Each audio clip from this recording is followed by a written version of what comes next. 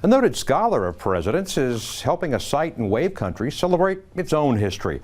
The Farmington Historic Plantation has brought in Doris Kearns Goodwin to talk about its significance to America on the plantation's 200th birthday. She tells us that this year's elections could be a throwback to races that were downright raucous. Indeed, in 1912, it was so wild, the convention and the lead up to it, that the New York Times said, if this is the first example of the presidential primary system, this new system, we sincerely hope it's the last. Let's go back to the old convention system where the party leaders choose the nominees. I am so excited to be here today as part of the celebration of Farmington's bicentennial.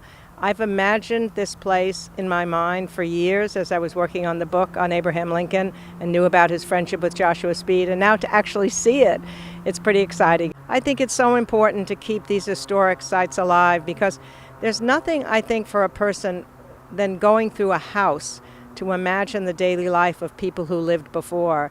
And I think for young children, for their families, there's nothing I'd rather have done with my own kids than to drag them to historic sites.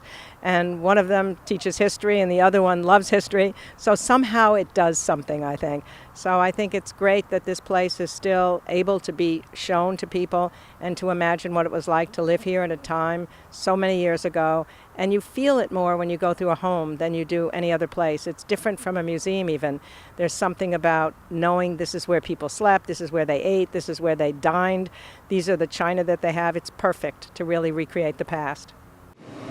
Goodwin has written about a number of presidents, including a team of rivals about President Lincoln's choices for his cabinet.